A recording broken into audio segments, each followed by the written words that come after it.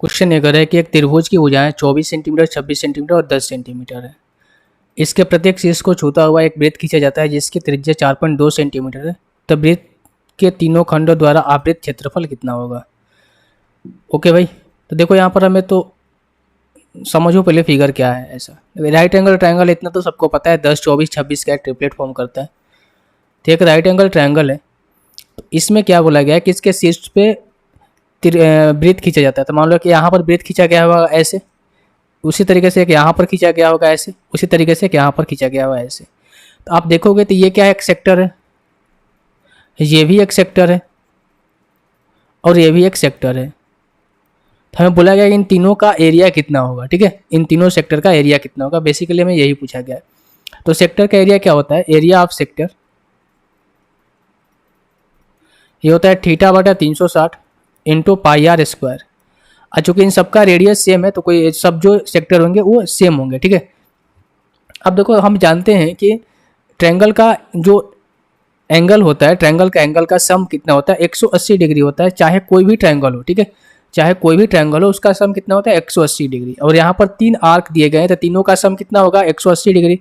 तो 180/360 और इंटू देखो ये इनका कितना है, आपका त्रिज्या कितना है, 4.2 सेंटीमीटर। तो 4.2 का स्क्वायर इंटू 22/7 πr² होता है।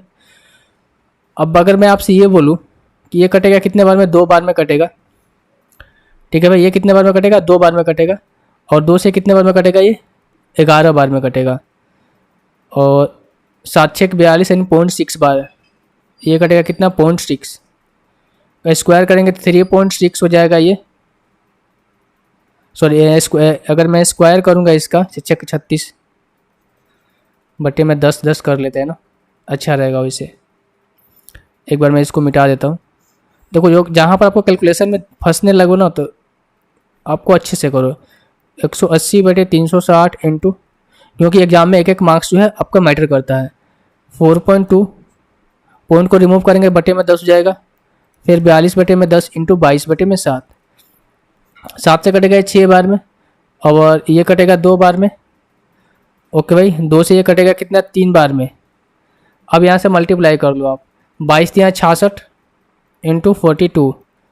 तो जब इसको करोगे आप तो 6×4 = 24 और 6×4 = 24, 2 26, फिर 2 इसमें जोड़ दो, 66 दूनी कितना होता है आपका, 132।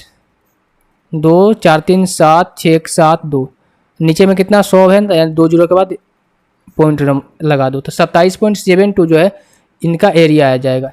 जो ये आपका शेडेड रीजन है ना, यहाँ पर ये सेक्टर से घिरा हुआ रीजन, इनका एरिया कितना जाएगा, 27.72। और यही हमसे पूछा गया है, ऑप्शन नंबर डी।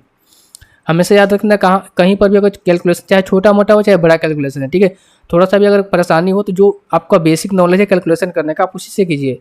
एग्जाम में सारे क्वेश्चन ऐसा नहीं है कि सारे कैलकुलेटिव आते हैं, आपको अच्छे खासा टाइम मिल जाता है, पर यहाँ पर हबड़ा का कैलकुलेशन कीजिएगा, गलती में दूसरा ऑप्शन आप टिक कीजिएगा तो भाई आपका नुकसान होगा। ओके।